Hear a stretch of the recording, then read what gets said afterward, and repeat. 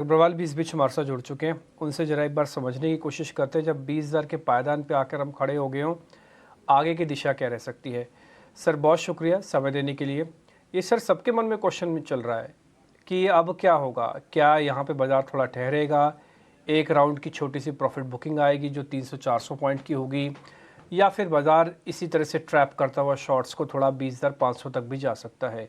Sir इसका जवाब आपके पास है, ज़रा बता दीजिए। देखिए, मेरे ख्याल से मार्केट अब ऐसे लेवल्स पे आ गया है, स्पेशली जो स्मॉल और मिड कैप साइड मार्केट का है, उसमें बहुत ज़्यादा फ्रेंजी है। अगर आप देखिए तो जो सबसे ज़्यादा स्पेकुलेटिव स्टॉक्स हैं, वो सबसे ज़्यादा चल रहे हैं। अगर आप छोटे पीएसयू बैंक्स ले लीजिए, अगर आप मतलब उन कंपनीज़ को ले लीजिए जो जनरली लॉस मेकिंग रही हैं और जो बहुत लो वैल्यूड है, और ये टिपिकली एक अच्छा संकेत नहीं होता मार्केट के लिए। तो मैं कहूँगा कि ये सतर्क रहने का समय है। यहाँ से जो भी अभी मार्केट में एंटर कर रहा है मिड कैप और स्मॉल कैप में, उसको इस चीज़ के लिए तैयार रहना चाहिए कि कभी भी वो उस जो स्टॉक्स वो खरीद रहे हैं 10, 15, 20% हो सकता है 30% भी यहाँ से गिर जाए अगले कुछ हफ्तों में। तो ये रिस्क को समझ के निवेश करना चाहिए।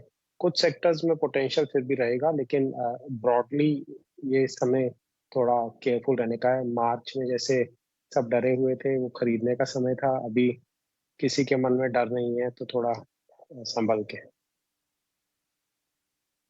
आप जैसे बता रहे हैं किसी के मन में डर नहीं है। एक बार के लिए डर लगा था कि शायद मिड कैप स्मॉल कैप में जिस तरह से मूव दिखा रहे हैं, एक जो करेक्शन आई थी और वो शायद थोड़ी और शार्प हो सकती है, लेकिन बहुत ही शैलो करेक्शन दिखी। इनफैक्ट वो तो डिप्स दिखे जहां पर बाइंग हुई। अभी आप मिड कैप स्मॉल पे क्या व्यू बना रहे हैं?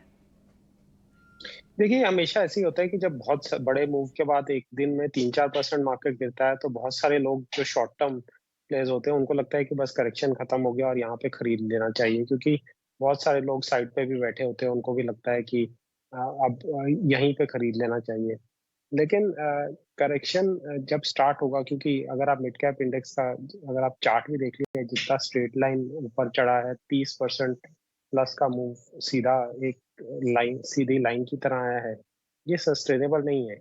यहाँ से करेक्शन ज़रूर आना चाहिए, कुछ मतलब कुछ हज़ार पॉइंट का करेक्शन आना चाहिए। निफ्टी मिड कैप जो 100 इंडेक्स को मैं ट्रैक करता हूँ, उसमें ऐसा नहीं हो सकता कि मार्केट स्ट्रेट लाइन में इस तरह चलता रहे और स्पेकुलेशन इस तरह सस्टेन रहे। तो इसलिए मैं कह रहा हूँ, तो रिस्क रिवॉर्ड जो है वो बहुत अच्छा नहीं है इस समय, उन लोगों के लिए स्पेशली जिनका होराइजन 3-6 महीने का ही है, या जिनका 2-3 साल का है, वो फिर भी रिस्क ले सकते हैं कि थोड़ा करेक्शन आएगा लेकिन फिर चढ़ जाएंगे वापस। ठीक है। और संदीप, इस वक्त जिन पॉकेट्स में अच्छी मूव है, क्योंकि पूरी पीएसयू बास्केट आप देखें, चाहे पीएसयू पावर हो, पीएसयू रेलवे हो, इंफ्रा हो, एनर्जी पैक हो, इनमें एक अच्छी खासी मूव और मोमेंटम बना हुआ है। मल्टी ईयर ब्रेकआउट बात की जा रही है पीएसयू बास्केट्स, और पीएसयू बैंक्स भी अब वापस आते हुए दिखाई दे रहे हैं। इस वक्त जिस तरह की मूव हमें इन स्पेसेस दिखाई, क्या अब आपको लगता है कि बैंक्स भी कम बैक कर चुके हैं? क्योंकि वो आईसीसीआर का जो एक हैंगओवर था वो हटता जा रहा है, इन्फ्लेशन कूल ऑफ होता हुआ दिखाई दे रहा है क्लियरली। तो क्या बैंक्स पर बेट होनी चाहिए, स्पेशली पीएसयू बैंक्स पर? प्राइवेट सेक्टर बैंक्स हैं, एक्सिस, आईसीआईसीआई, इस टाइप के बैंक्स जो है जिन्होंने अंडर परफॉर्म किया है रिलेटिवली इस मूव में, तो वहाँ पे रिस्क रिवॉर्ड फिर भी रीजनेबल है। तो ऐसा नहीं है कि मार्केट पूरा गिरेगा तो ये बैंक्स नहीं गिरेंगे, इनमें भी थोड़ा करेक्शन आएगा, लेकिन थोड़ा कम हो सकता है। और जो आप पीएसयू बैंक्स की ये पीएसयूज की बात कर रहे हैं, आप मूव देखिए, जैसे आईटीआई जैसा स्टॉक जिसका पिछले साल 360 करोड़ का लॉस था, पिछले क्वार्टर में 100 करोड़ प्लस का लॉस था, जस्ट बिकॉज उन्होंने कुछ लैपटॉप और आई पैड्स निकाल दिए, तो उसका स्टॉक अब मल्टी ईयर हाई पे चले गया। ये बहुत ज्यादा एक्सेस स्पेकुलेशन है मार्केट में, ये केयरफुल रहने का समय है।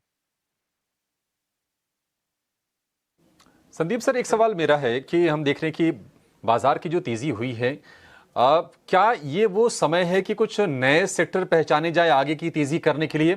और दूसरा सवाल, आपने कहा कि इसी तरह से नहीं चलते रहेंगे, मिड कैप स्मॉल कैप थोड़ा सा ब्रेक लगेगा, तो वो लोग, हालांकि हम देख रहे हैं कि रेलवे, शिपिंग, इसके अलावा कुछ और पैक्स मिड कैप में हैं, डिफेंस वाले, क्या जिनको प्रॉफिट हो रहा है थोड़ा प्रॉफिट बुकिंग कर लें, ये ठीक स्ट्रेटजी रहेगी? देखिए, वो डिपेंड करता है कि आपका जो टोटल अमाउंट है उससे आपका कितना इक्विटी में है। अगर आपने सारे पैसे मार्केट में लगाए हुए हैं इस समय, तो बहुत सेंस बनता है कि आप थोड़ा कैश जनरेट कीजिए।